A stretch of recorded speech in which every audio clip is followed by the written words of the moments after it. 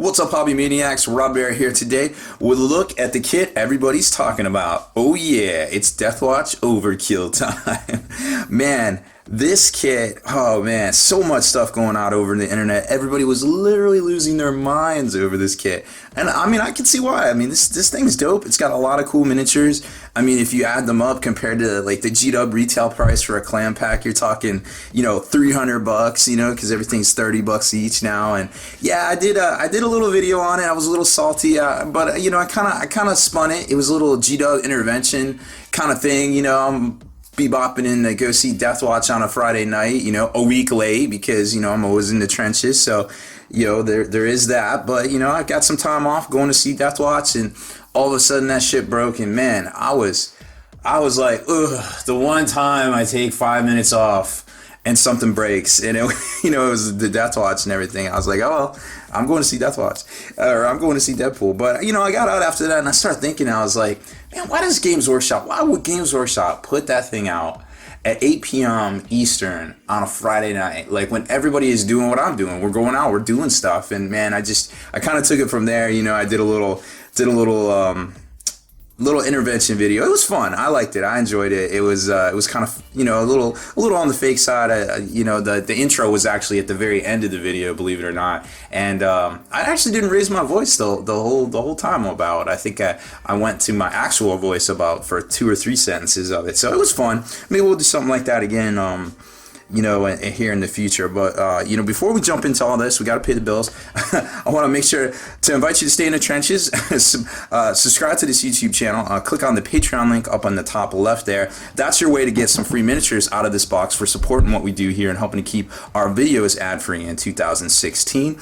Also, make sure you hop on over to the blog, spikybitsblog.com, and check out thelongwar.net. That's the home of the battle reports for exclusive content, early access videos, and more. Become a veteran of the Long War today. So that intro went a little bit longer than I normally do because I got a little reminiscent about the whole Deathwatch Overkill thing, because literally the internet did lose its mind there for a hot minute. But this is a really good quality product. I feel like it's got the nice hard box, with the slick UV coating. You ain't gonna ruin this box by having it in your window there, getting hit by the hot rays of the sun. And then on the back, they basically display the whole game, show you all the miniatures that come in it, give you a brief overview, contents, basically breaking down the exact miniatures, 50 Citadel miniatures, and getting into there. It's not exactly who's who or what, but it is what it is there. You can kind of get a really good idea. So, I think this is on the right page for showing people, what comes in it and things. Now, granted, this is only going to be at a gaming store. You're not going to see these, this isn't going to be that whole, hey, we're putting stuff in Walmart kind of type deal. But that being said, at the end of the day, there's always something you can do to make your product more appealing and better looking for the consumer, I guess. So, and then when you pull this up, you can definitely see around the edges there, you can see the Deathwatch members. There's some Genestealer guys. Scroll back to here, more Deathwatch members and more Genestealer guys. Hooray! So then when you get to the actual contents itself, I mean, we've seen this a million times. Mostly everybody knows what comes in here, and of course, there's been a few press copies going out to various outlets, from Board Game Geek to Bella Lost Souls to all sorts of different folks out there. But we're going to take a look. We're going to pretend nobody's seen all that because, who knows, these videos are out there pretty much forever. So there might be some folks just wanting to check it out that weren't privy to all this information, right? So the contents are, you get a Brewkin kind of pack here that helps you control those guys. All of the bases, the 32 mils, and also some 25 mils for all of the models in here. The sprues themselves, which are quite substantial, to be quite honest. You got a huge stack of those, and we'll hit those here shortly because that's the money shots right there. That's what everybody wants to see. Then a stack of these tiles, which are very similar to what we've seen in the past, from Space Hulk to Betrayal at Calth. They're not quite as big as a Betrayal at Calth, or I guess they're more on par with like kind of the Space Hulk thing. And they got this really cool, like it's like embossed, kind of like a comic book cover back in the 90s, and they're double-sided, so you get a lot of play opportunities there. And we'll take a closer look at those because I got a couple ideas about that. Then the instruction manual is really cool. It's pretty much almost like on par with like a supplement. kind of type thing. It's got some story in here. It's got a whole bunch of different stuff like how to play the game. The rules themselves are only like about 8 pages, but then it gives you lots of fluff and lots of missions. This is a way better product than what I feel like we saw with Betrayal at Calth. That was a little lackluster. And now you've got these bikes coming on these ovals. Apparently, you got a 50 mil base and a 40 mil base for the Patriarch. And then this guy right here is probably the Primus. And then, excuse me, that's a Terminator. And then your character pack for the actual characters that come in here.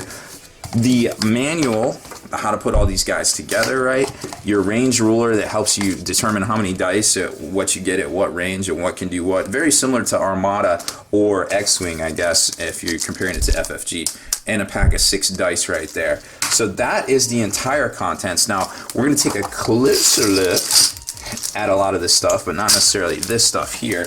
Now, we've seen in the past how these guys basically go together. Like, it's not, that was kind of like one of the things that was kind of what everybody was looking for was, hey, are these guys going to be on a clan pack? Is this something I'm going to be able to buy later, or what's going on? And, you know, the answer, well, they're kind of clan packy. They're multi-part, you know what I mean? Like right there, you can see Chaplain Cassius, and they're multi-part, but they're still kind of not push fit. You know what I mean? So they're kind of like that in between. Like, you got these extra parts that glue on, which are really cool. But then you've got individual weapon arms. Some of these guys you can put the shoulder pads on separately, like that right there. So you could easily make Chaplain Cassius keep off the Deathwatch pad, and boom, there's Chaplain Cassius for the Ultramarines. Just put an Ultramarine pad on him. You know what I'm saying? So some of these guys have some potential to be used for different things. And to be quite honest, this sort of construction really isn't that different from what we've seen with the clan pack miniatures in the past, right? So there's that. And, you know, keep in mind too, Games Workshop has come a long way with their construction, because take a look at the feet here. These feet aren't left and right, top down kind of thing. The feet is the legs rather are completely whole. So you're not going to have these like wonky ass seam lines where the two halves of a foot would kind of go together. So they're coming along with the design process, and we're not seeing like buster shit that we've seen in the past as far as that goes, you know what I mean? So now if you port that over to some of the Genestealer stuff, like right here's the Patriarch, right? I'm going to take a look at the Patriarch. Same deal. You know, you've got left and right clam halves for things that are mechanical, but then when it comes to the legs, everything is jointed at an actual joint. So there's not going to be any messy seams, because most of the things are attached at joints. So you got here joints. The head is all one piece. The body is all one piece. So you won't get that like duckbill kind of effect. Like say the Tyranid Hive Tyrant on his tail. That was just kind of ridiculous. That is a very, very tough gap to fill unless you use some like plastic putty or something like that. So even, you know, with the bike, you know, the bike is basically 2 parts here, and they did it in half, which is a little bit different to how they come. I guess they come like that in like the Dark Vengeance, you know, but when you look at it, the seam is going to be right there, not down along the legs. And you can even switch out, you know, the top part here. Like if you wanted to put like a winged kind of front piece fairing on, you could, and then that would differentiate it from the Deathwatch.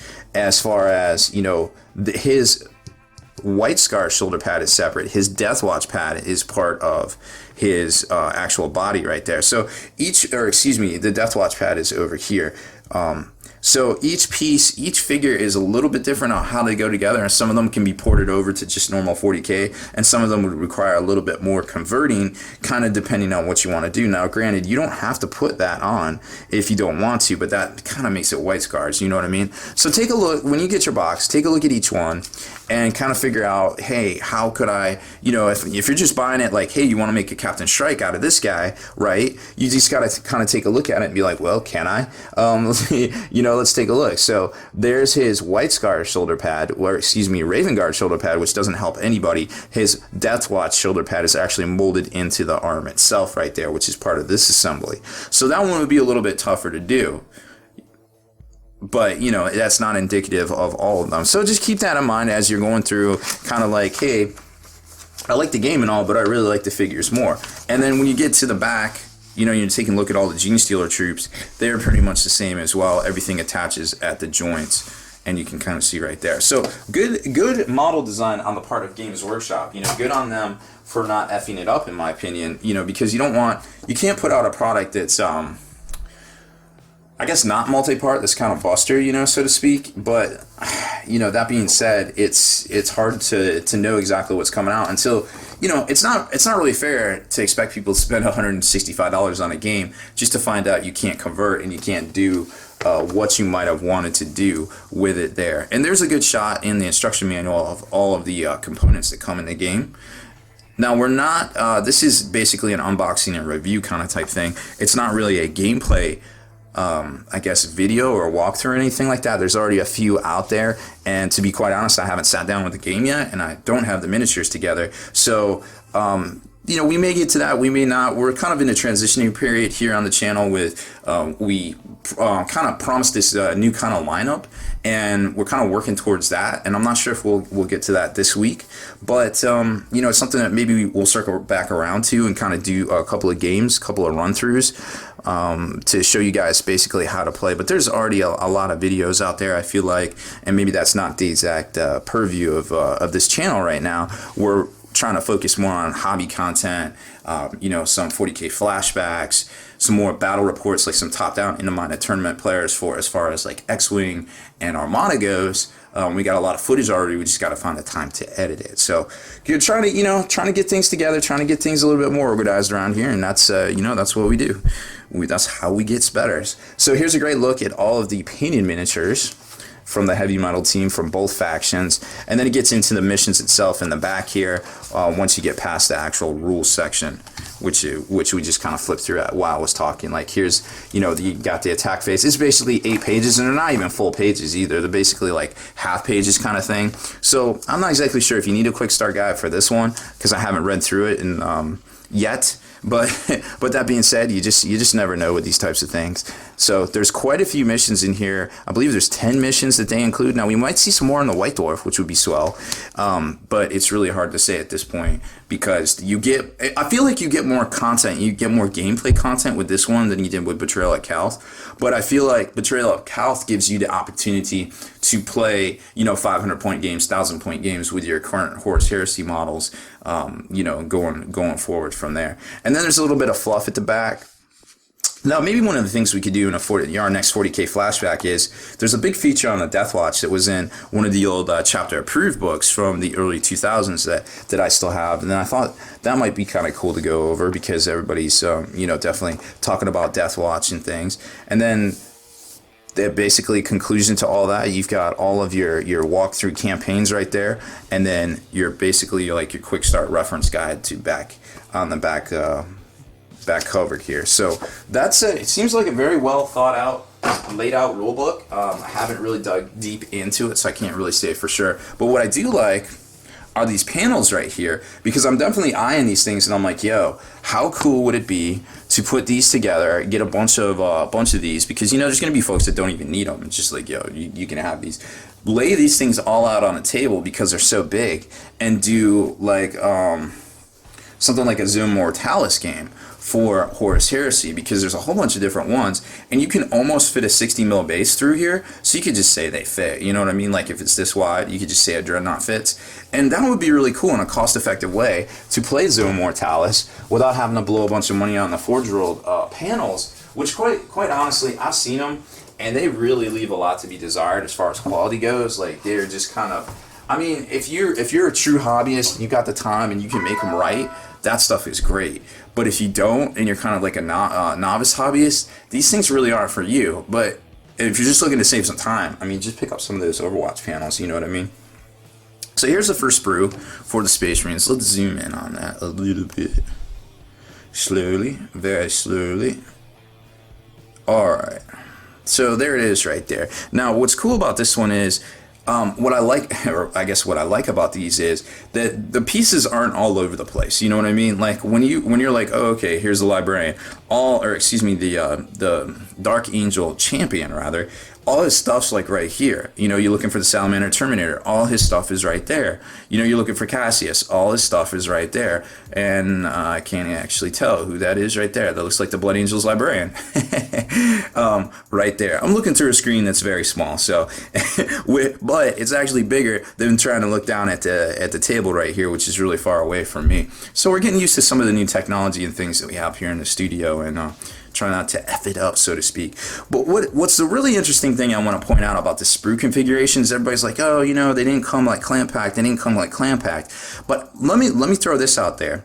Now, maybe not for this particular guy right here, right? But how easy would it be for Games Workshop to go, oh, hey, we just need a sprue of this right here. We're going to make that a product. Oh, we're going to make that a product. Oh, we're gonna make that minus that a product. You know what I mean? So I'm just wondering in the back of their minds if that's something that they're looking at. You know what I mean? Like that doesn't seem to be that hard to me, and the fact that they've laid out all these Space Marine sprues with all the stuff that close to each other is really interesting, and maybe like a little bit of a tell on their part, I feel like. And don't get me wrong, these models are great. Like I said, they even in their description value these guys at like $30 each. They're like, hey, you get like almost $300 pounds or whatever worth of stuff. I think it was $270, but they're not lying. Like this we pay 25, $30 for our miniatures of the same quality in clamp pack form. So I mean, down the road we saw it with the Assassins. We saw it with some of the well, I guess we haven't quite seen it yet with some of the stuff that comes in the collector started collecting sets, but they were definitely contained miniatures that were in other sets already. Now, taking a look at the miniatures themselves, like I was saying with the walkthrough there, the instructions, like you can see where the Dark Angel shoulder pad right here is separate, and the Deathwatch shoulder pad right there is a whole nother thing. Now, if that's something, I don't know if Games Workshop can go back and fix that and put out a new product. It'd be hard to say. Same right here, you got a Deathwatch shoulder pad that's part of the arm. But that being said, these are separate arms. Like you could quite easily just get a different arm and put a Dark Angel shoulder pad on it, or put a Blood Angels Ravens or a normal tactical shoulder pad on it, and boom, you have a completely different guy, you know, to lead your armies. Same with Chaplain Cassius right here, but his is a little different. His Ultramarine pad is attached, and his Deathwatch pad is separate. So like I was saying, you just kind of got to go through, take a look at each sprue, and then just be like, kind of make your determination from there, I feel like. Let's take a look at the last two Marine sprues.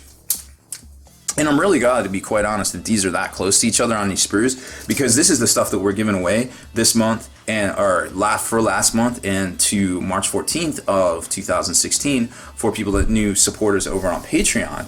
So this will make it a lot easier to clip it off the sprue, you know, and put it in an envelope out to everybody, because you get one of the Deathwatch guys at random and two of the Genestealer guys at random. So that'll, believe me, that'll make the clipping cats quite happy. So then you can kind of see right here, same thing's holding true here, but a little bit of overspill.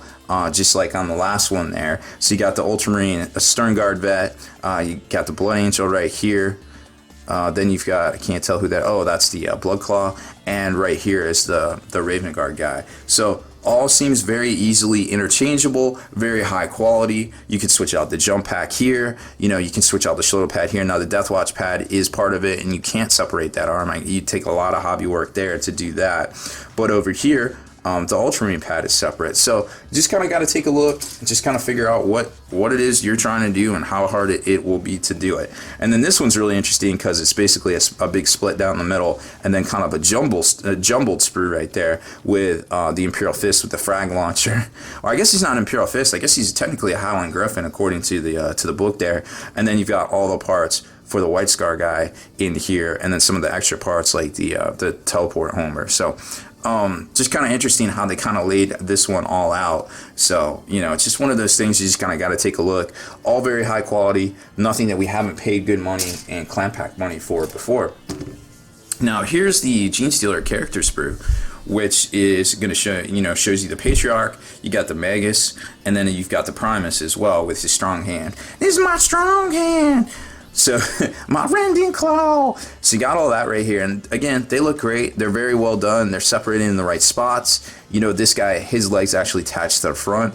The Patriarch all jointed right there, single piece for the body, like we talked about in the instruction manual. And then we get into, and I can't snap this apart, so we're gonna have to zoom out a little bit. Then we get into the actual Genestealer sprue A, which there is only one of these in the box here. So that's got all of your first and second gen guys, your third and fourth gen guys, and your first and second gen guys right here. Lots of different parts, but they all seem to go together very well. And then you've got the extra pieces there, and the aberrants, the mutants rather, are right here. There's your last cannon sprue. And then the second one right here contains the Genestealers themselves, the pure strains, more of the mutants right here. And actually, is that the exact, that is the exact same sprue. Well, that's interesting. So I guess that makes it really easy then. So you get two of the same sprue in here. And let's see, let's give it a count. 1, 2, 3, 4, 5, 6. So that was 7, 8, 9, 10. So that'd be a squad of 20 of the third and fourth gen guys. And then for the hybrids, you got 1, 2, 3, 4, 5, 6. So yeah, that makes sense. Okay, so because there's 12 in the squad of first and second gen guys. Those are the guys with the assault grenades and the decent amount of attacks. And then you got your two mutants right here, your aberrants, and that actually works out. So wow, good on them for figuring out how to make all that work with, you know, basically less resources, cutting costs, keeping things, you know, relatively affordable for most folks out there by using two of the same sprue. Now, not that we haven't seen anything like that in the past, but it's really cool to see. Once you, believe me, once you start cutting all this stuff down, it's going to start looking all the same very quickly. So having an idea and having a duplicate of the same sprue isn't necessarily a bad thing sometimes, I feel like, you know what I mean? So that's pretty much it. That's our unboxing and review. Overall, I think it's a great product no matter what you play. I imagine we're going to see some of these Genestealer guys on the tabletop. I definitely think we're going to see some of these characters on the tabletop. And, you know, if you haven't already picked up on it, make sure you jump on over to Patreon as well to score you some of these miniatures for supporting the video features we do here on Spiky Bits as well. Thanks for watching. Deleted scenes, bonus content, and all the interviews and post-game wrap-up videos can be located in the Hall of Veterans on thelongwar.net. Visit thelongwar.net today and try a week completely free with no strings attached. That's not all. Thelongwar.net is also your hobby resource for exclusive early access with an ad-free experience to all your favorite videos. Members of the Hall of Veterans gain early exclusive access to multiple hobby videos.